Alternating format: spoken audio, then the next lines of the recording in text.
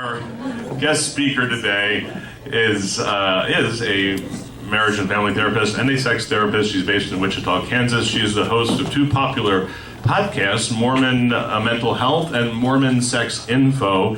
She does a lot of work with people transitioning out of Mormonism all over the country.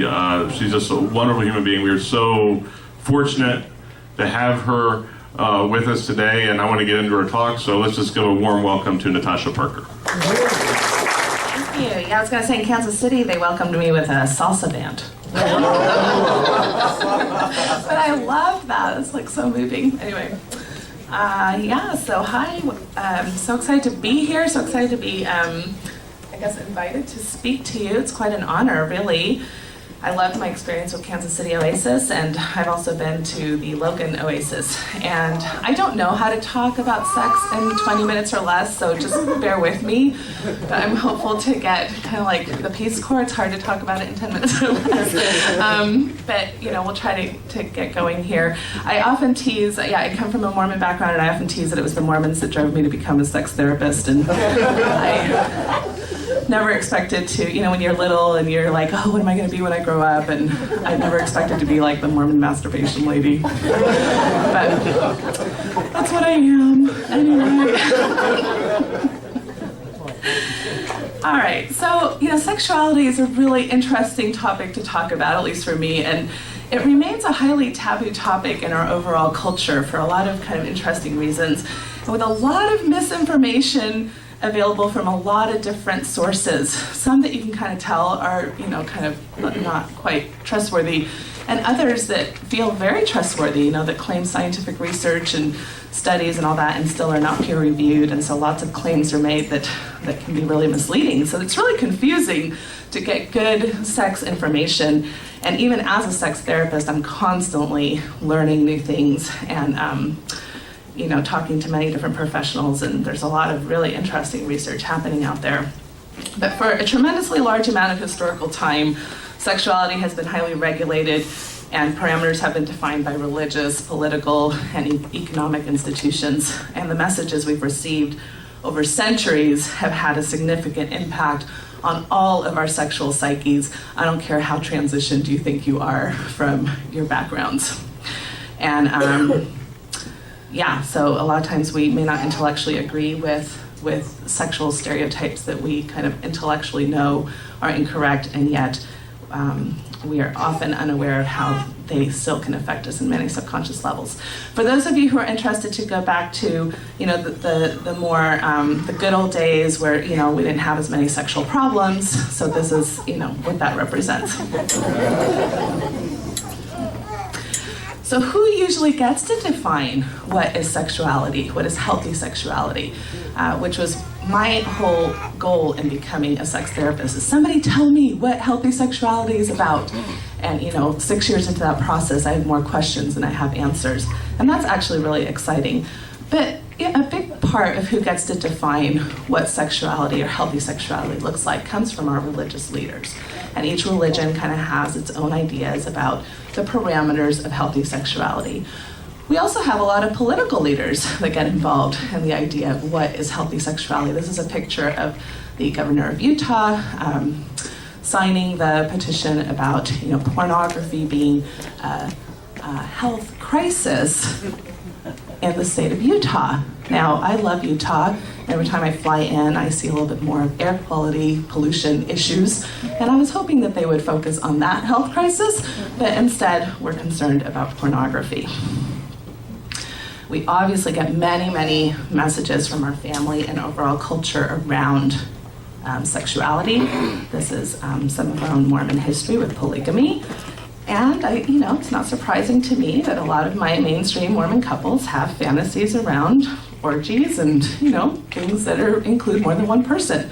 And a lot of people do, because we tend to have a lot of interesting history in all of our cultures. And of course, there's healthcare professionals that play a role in defining healthy sexuality. And that's a big part of what I'm involved in, is really watching for our own religious biases or cultural biases as professionals, and how that makes its way into our therapy rooms and working with people in oftentimes unethical and inappropriate ways. So let's talk about some of the messages that we have received from these people that have played a large role in defining it. A very typical concept is that sexual energy is dangerous and scary, and there's the natural man, which, yeah, by the way, man, you're kind of perverse, just, I don't know, creatures that can't control yourselves. I'm really sorry. And if there's any woman in here who's showing any level of cleavage or porn, I know you're having a hard problem controlling yourself and not like jumping her right here in front of us all, I don't know. So these are kind of some of the messages that we receive. And this idea that you really don't have a lot of control over your sexuality, that you're gonna lose your faculties and wits about you. Usually there's the male portrayed as the instigator and a woman portrayed as a victim. It sets up a lot of constant defense between genders and with our partners, almost like we've got to constantly negotiate your sexuality and my sexuality, and we're kind of enemies in that regard in some ways, which isn't super helpful for marriage or relationships that are committed. How many of you were taught that masturbation was sinful or wrong behavior growing up? A lot more than Kansas City. I was like, am I the only, nobody raised their hand in Kansas City. I was like, where did you guys grow up? Anyway, all right, so, and how many of you do you think were taught to fear your own sexual thoughts, responses, or desires at some level? Okay, Jesus was watching. That's sexy. All right, so. And you have this whole movement now towards addiction, which, by the way, can I just go on the record, it does not exist, it is not a diagnosis, and the science that's quoted about it is crap, and I just did an op-ed in the Salt Lake Tribune about that. Now, what's interesting about the sexual education that we do get, I'm sorry, this picture's a little grainy, but I remember looking like this in about my sophomore class of biology. Anyway. Most sexual education that we receive is given to us at a time when nobody wants us to be sexual, which is during our adolescence. And it's very consequence-driven, it's very fear-based driven, it's very shame-based driven, and it's all about negative consequences, like STIs and unwanted pregnancy, which are, those are things we want to avoid, but there's really no pleasure-centered sexual education, and therefore not comprehensive sexual education. So that plays a role in our problems. There's a lot of value in our current culture tied to attractiveness, and this isn't necessarily even a religious issue. The picture with the woman is basically she's holding a size 02 model, which if you're a size 02, there's nothing wrong with that, that's great, but you're not necessarily the norm, although that's what's portrayed as the standard of beauty for American women, and she is a size 10, and so you can see kind of the difference, and I think she's fairly attractive, but she would not necessarily make the model runway, right, when applying for those types of jobs.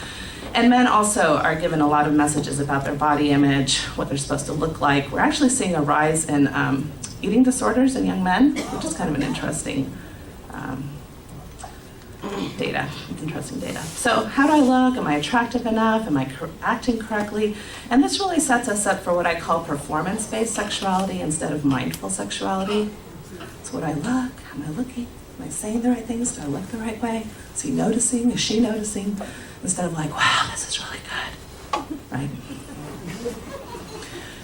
We have objectification on both sides of the spectrum, right? So on the one hand, particularly women's bodies are used to sell quite a bit of merchandise. And on the other hand, we have this idea that if you cover yourself completely up, then somehow you won't be attractive to the opposite gender. Although really, sexual assault and marriage and sex really happens no matter what culture you're in and no matter how people dress. So I'm not really sure what this is all about, other than we have objectified women for a long time. And that really does have a lot of history in religious culture and economic culture, because a lot of things had to do with inheritances, back in the day, and whose babies were going to get what. We obviously have a lot of gender issues, the double standard of the virginal woman and the studly man. And if a woman has sexual encounters, that there's something unworthy or dirty about that, while men are experienced and hot. I've actually talked to quite a few Catholic men and telling me their trauma about their fathers at a certain age, like 16, 17, taking them to a brothel to basically have their first sexual experiences and expected to perform. And the anxiety around that, and maybe not being able to perform, and even that shame. The mother whore complex, right? That's like a wonderful one. So these are great examples for women. You can either be the seductress and the temptress and the sexy one, or you can have a baby without having sex. I know. So we've desexualized Jesus, we've desexualized the whole Christian narrative in that sense. Men have some weird, concepts too, like they're kind of expected to know it all. He's gonna kind of like come in and whisk me away and rock my world, and he's gonna be this amazing lover and open up my sexual ways in ways that I've never experienced before, and he knows exactly what to say and do. Or the other side is like, he has zero control. The minute that somebody seduces him or shows something, he's gonna just, pop out his penis. So we obviously live in a very heteronormative world, so the idea that both trans and heterosexual relationships is still extremely uncomfortable for most people. You don't see a lot of imagery around that, and when you do, it's usually either pornography or it is still just kind of educational materials. So fetishes, BDSM, anything along those lines is just not very much things that we talk about or know how to talk about, including anything other than monogamy. So it's not about what type of sex they're having, it's who's having sex together. So how are successful sexual encounters usually portrayed by the media and by our culture, which actually is quite a bit of our sexual education. So I'll just list off some of the things that I notice. You have to be young. There's not a lot of old people having sex on media. And if it is, it's kind of like, ew, or gross. I'm like, I hope to be having sex when I'm 70 and 80. I think that would be great. You have to be fit. And if overweight people are portrayed being sexual, it's usually through the lens of a comical behavior. It's usually portrayed as white. In fact, black people are usually portrayed as overly sexual. Asian people are not portrayed unless it's a submissive woman. Hispanics are kind of just right type of sex. And Middle Eastern, I don't even see them around. Except for when I go to the Indian buffet and they have great videos, all kind of sexy. I'm like, oh, this is interesting. They're MTV. There's usually overly romantic grand gestures, and I don't know if any of you have tried this, but I'm just letting you know that this is not a great idea. So sand, not a super great friend of your vaginal cavity. And usually have orgasms at the same exact time, about 10 minutes after starting having a sexual encounter. Erections are always happening when you want them to, and lubrication happens, obviously, because, nobody's talking about it, but she's obviously having a good time, so lubrication is happening. Everyone is perfectly groomed, there's no hair. Birth control is not on anyone's mind. The only type of communication is moaning, and but there's no real-time communication. Libidos are perfectly matched. Hot sex is usually portrayed before marriage or during an affair. Very little hot marital sex is shown on media. And again, no people with disabilities, race, polyamory is just usually not portrayed. This list could go on forever. So this is kind of how we identify with all these ways that maybe we don't quite fit that norm, and therefore I don't know about my sexual confidence, right? If I don't fit the things that the culture is telling me is sexually successful.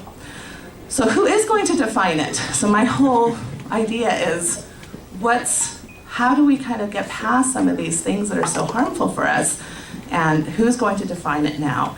And the best answer I can give you is you. You are going to define it. You're going to define it with yourself. You're going to define it with a partner if you have one or want one.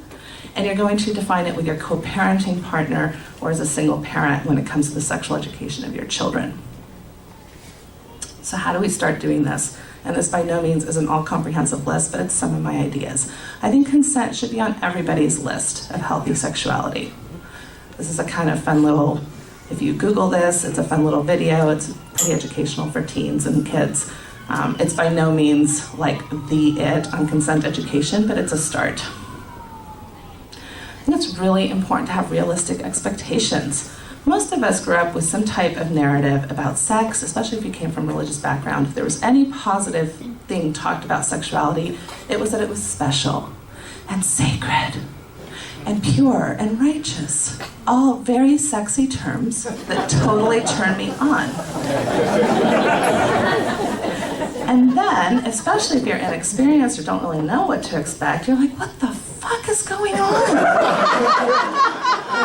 Where's the sacredness in this? It smells, there's like liquid everywhere. What's going on in between my legs? And yeah, it's a little off-putting, like nobody prepared for sacred sex, right? I was told I could say the F word. And I don't say it much. I mean, it doesn't really come from my culture to swear, but for some reason, sex stuff makes me want to swear for a lot of different reasons. Anyway, okay. So there's acceptance and differentiation are really important terms, and this is where a lot of sex therapy comes in. And being curious instead of shaming our partners. We usually measure healthy sexuality but by whatever it is that I'm comfortable with. And if you're doing something that I'm not comfortable with, there's something obviously wrong with you. And the reality is that we have different bodies, we have different brains, we have different libidos. The ever-present, do I owe you sex or am I pressuring you for sex? If I tell you about my needs, that's a constant, concern. Because we're obviously going to have different libidos with our partners. We're going to have different erotic tastes, what turns us on, different fantasies, different things we want to try or not try or even consider. What turns you on may not turn me on. And so then what do we do with that? And what's our relationship with erotica going to be? Or where are we on the sexual orientation spectrum? Where are we on the gender identification spectrum? And the safety you really need to open up about these things is something none of us are taught how to do. So then what ends up happening is that we get into these really big meaning ruts with our partners where, I call it the blame games. There must be either something wrong with you or, even worse, there must be really something wrong with me. You want too much sex, you're perverse, you're hypersexual, you're hyposexual, you're uptight or frigid, you aren't in tune with your sexuality, you're broken. I mean, these are things that I hear people say to each other all the time or say about themselves. When in reality, I don't think this needs to be the meaning at all. So one thing that can really help us is this idea of developing contracts. And I'm not talking about written contracts, although I do like this one. You promise to worship me and meet all of my demands, now sign here. My cats are kind of like this. And these are things that you dialogue about and you revisit often. So it's not something that you just do once. It's like, we shift and change, our libidos change, pregnancy, issues and aging issues and different stages of our life bring different things for us to be considering. So is it okay if we masturbate without the other person knowing? What do we do when we're attracted to other people? What does that mean? Do I have to tell you every time it happens? I'd be calling you all day long. Is it okay to watch pornography or read erotic novels? Is it okay to flirt with other people or not? Especially if there's no intent to be sexually involved. Is it okay to talk about my sex life or our sex life with our friends and family? Can't tell you how many people have felt betrayed by that because they had no idea that was going on. Is there room for privacy or do we need to tell each other kind of everything? Are we going to be in a closed relationship, semi-open relationship, or fully open relationship? And I think a really good exercise to do with your partner is the yes, no, maybe exercise, where you write down every flippant thing you can think of that happens sexually, and then you're like, hell no, absolutely, maybe, I might be interested in that. And again, that can change over time when you compare notes. And that way you don't get caught up in one particular type of sex being the end-all be-all of your relationship. This idea of becoming a good lover for yourself and your lover, this idea that we train ourselves to be good lovers and you're just automatically a good lover is false. Every person you're with will require different lover skills from yourself and from them. And so this is a misnomer. And a lot of these things consider being willing, getting past our own egos.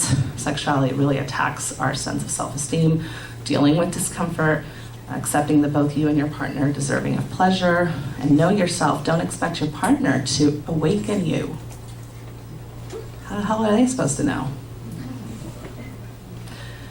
Have a lot of tools in your toolbox. So there's lots of things we can get creative about. Oral sex, anal sex, sex toys, massage, sensate, focus, good lube. Oh, we had lots of great conversations about good lube last night, for those of you who missed the potluck. Oils and aromas, Kama Sutra, erotic dates, self-help books, planned versus spontaneous, music, get professional help. I mean, there's lots and lots of ways that you can really address sexuality that can be fun and adventuresome instead of shaming and guilt-producing or self-blaming or partner blaming. If there has been sexual trauma in your past, which many, many people have, that's bound to have an impact, and it's not something I would expect anybody to get over on their own. So get professional help for that. That's a really significant, valid concern. Be willing to address issues of sexual dysfunction, which there are. Rule out medical issues. Genital pain is a big one for women, premature ejaculation, erectile dysfunction. Some of these things happen with just age. Some of them happen with certain diseases like heart disease, diabetes, things like that. For women, believe it or not, sex is never supposed to hurt. Never. Not even your first time. And you're not even supposed to bleed the first time. How many of you were told something like that who are women? What do you think that does to your vaginal cavity when somebody tells you it's probably going to hurt? What? What? Your vagina doesn't know that you're Mormon. Your penis doesn't know that it's Catholic. All it knows is that there's anxiety or relaxation, right? So, of course it hurts if your vagina's all tight and upset, which mine has been. A lot of times men think that they are premature ejaculators when they're not. Men tend to ejaculate in about 3 to 5 minutes. It's kind of the mode. And so that's not the definition of premature ejaculation, and why foreplay is so important, because women usually take longer than that to achieve orgasm. And a lot of people think that there's things wrong with them. There's a huge rise in vulva plastic surgery because women think that they're abnormal looking.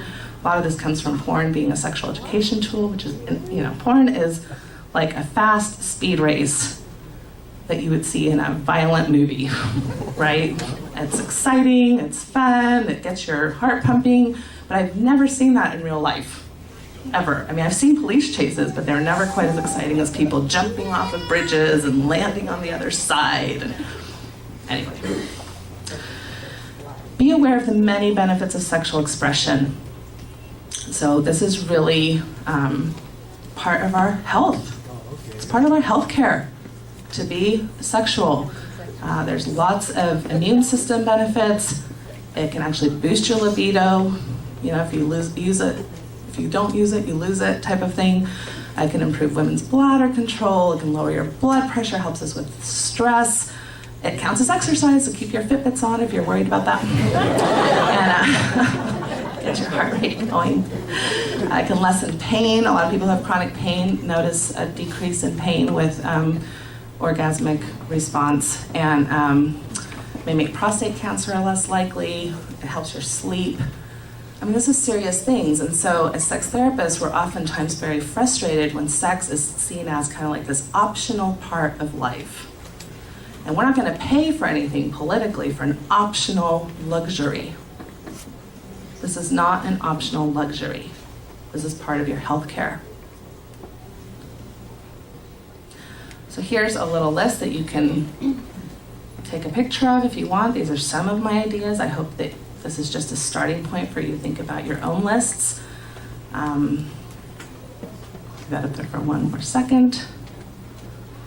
I think maybe one I didn't put in here is humor. I think humor is very healthy on our list so that when, weird things happen, we can just laugh. I'll never forget the first time something like a fart noise came out, and I was like, what the hell an unsexy thing was that? And how did that happen, right? So, things like that you can either just wither away in shame and never want to see that partner again, or you can laugh about it and educate yourselves and have, it is what it is. Sex, it is what it is. And then here are some resources that are, I think, good sexual education. I do run the Mormon Sex Info podcast, which I know might be off-putting to a lot of people, but I'm really trying to make a difference within the Mormon culture. I think every single one of those podcasts would really be applicable to anybody. It's just the audience I'm trying to reach, and there's a lot of really great professionals who are willing to be interviewed by me. So a lot of these actual authors are on that podcast list. And so anything from sex education to why pornography is not an addiction to what do we do about lube and vaginal dryness. So, check it out if you think it would be helpful to you. So that's me. How long did I go? I don't even know. No, we have time for some questions. Okay. I'm going to get the I feel like I'm doing a quickie. That's usually my husband's job. All right. Okay, I'm going to take the mic around. We have time for a few questions. And like I said, Natasha is coming to lunch because I suspect you may ask some questions you might not want to shout in a crowded room. So that's fine too. Feel free to reach out to me. But I'm going to, how about so I'll get to you, Rand, since I'm right here. I'll work my way back to here, and then back to you. And would I just again ask everybody to please make your question a question and not a comment or a soliloquy, because we want to hear from Natasha today, okay? What's the best way to help? Like, I have my girls, and I want to know at some point how to explain what's the best way to not be scared, but also to be responsible. Okay, so several things, and there's so much good stuff for parents around sexual education. First of all, I think the first suggestion I would give is start off right away using correct language with your kiddos, right? So penis, vulva, not vagina. Girls can't see their vaginas. They might put their fingers in them, but they're not their vaginas. They're their vulvas and their clitoris, penis, scrotum, all those kind of names. Just start practicing them. And I may sound all cool up here, but with my own kids, it's like, so a lot to work through, right? So be patient with yourself, be kind to yourself. Know that you can always tell a kid, I don't know, or let me look into that, or let me get back to you, but then get back to them. And I think you want to normalize things right away. So, my boys, erections happen pretty much from when they're very little. They're like, what's going on? I'm like, that's an erection. Blood is going to your penis. Oh, okay. They're usually not very interested. Like, we're ready to talk, and they're like, okay. And the more you, okay things, the less anxiety there is around sexuality. Then I think it's important to, there's some cute videos or books. It's Perfectly Normal is a good one. There's even ones for younger kids. I have a resource page on my website, so recommendations where I try to put things that I find that are appropriate. I'm sorry? What is the website? NatashaParker.org. I will put the link to Natasha's website in the Houston Oasis private group. And if you're not yet part of the private group, this would be a good reason to get involved. And then we'll also post that link to your op-ed piece in the Salt Lake Tribune and any other resources you think would be helpful. We'll do that. Okay. Yeah, so we want to normalize things. We want to say, hey, your body's working, your body's normal. As they start hitting pre-adolescence and adolescence, we want to basically say, hey, you're going to maybe have some arousal, you're going to start noticing other people, although a lot of kids start having crushes really early on, even pre-adolescence.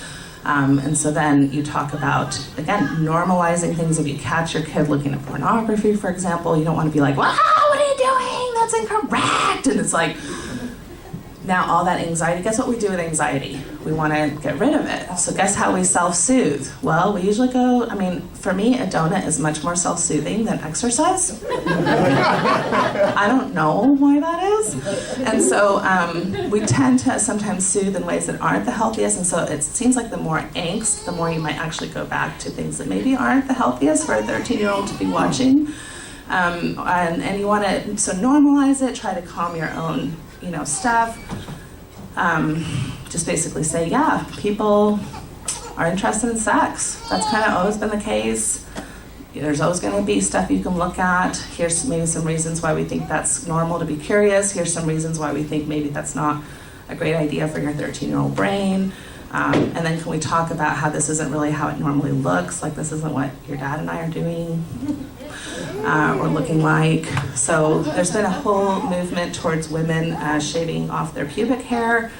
And again, nothing wrong with that. I mean, I shave my armpits, whatever. We don't need to judge each other. But that really was tied to the pornography movement because it was easier to see her genitalia if she was hairless. And so now a lot of girls are thinking that's just the thing that you're supposed to do. And there's actually some STI raising because of that, because actually hair is protective. And so it's really not something that necessarily we should be doing or that's consequence-free. That's like, I tangented into 20 different areas. That's I'm sorry. great, thank you. We have another question, Rick. Okay. So my question was about, there's a lot of emphasis about female orgasm and that a female should get one, and sometimes they get to the point where they have to fake it just to make their male counterpart kind of feel that he got her. Right. So is that something you talk about? Absolutely. Yeah, so I call that the patriarchal pendulum swing, and it's still patriarchal. So for a long time, men really could give a shit about women's orgasms, right? I mean, they weren't taught to care about that. It was just not even very interesting to them. So we've now moved over to being a good man and a good husband means I care about my wife and I care about her pleasure. So baby, you gotta do this. You gotta do it, you gotta do it, you gotta do it. And boy, that's helpful to us. That's really relaxing, that pressure. Even though it's super well-intentioned, right? Like this comes from a really loving place. And so I talk a lot about why is sexual success, orgasm, goal-oriented? Why is it not pleasure, goal-oriented? And that may or may not include an orgasm. So that's the short answer to that. But I do a lot of work with couples around that. And I think it comes from a good place. Thank you for your presentation today and for yeah. your work generally. I appreciate that. Have you discovered Stephen Fales, the Mormon boy, kind of gay writer-performer, travels all over the country? I catch him when I can. I haven't. Which he deals into all of that. Look him up. It's worth the trouble. Thank you. Yeah, thank you.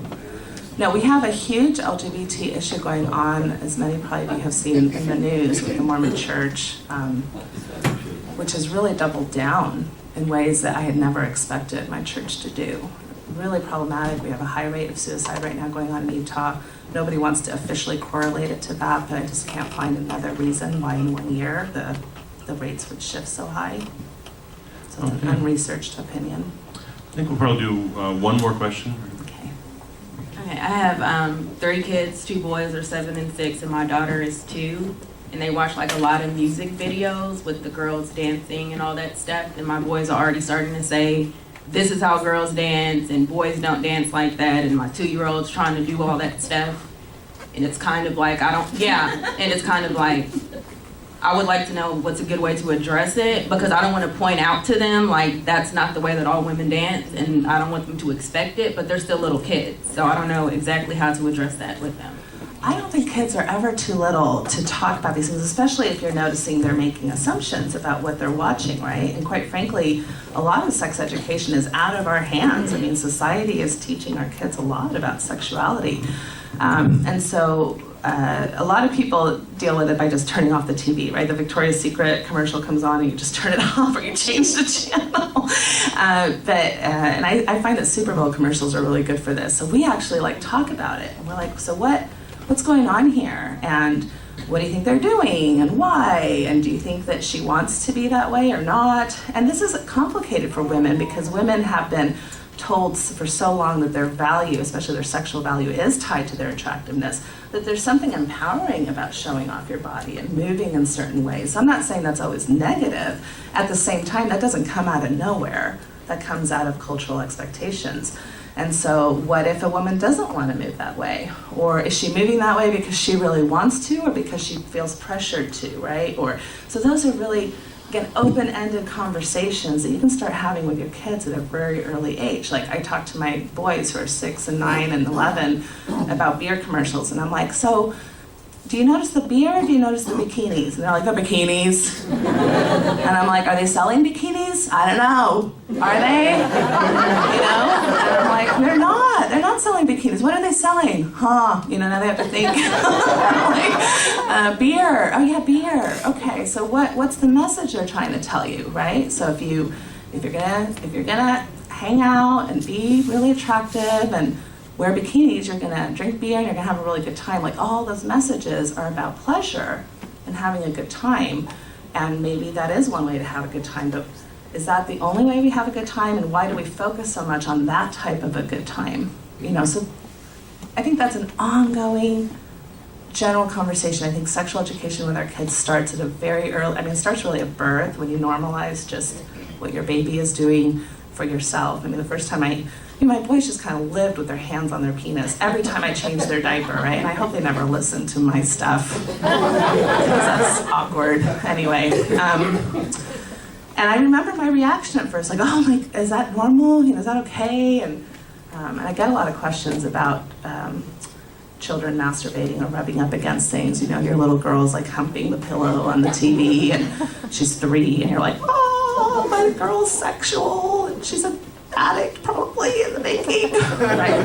It just feels good. We're actually touching ourselves in the womb. They can tell now, so that's kind of exciting. Is that okay? All right.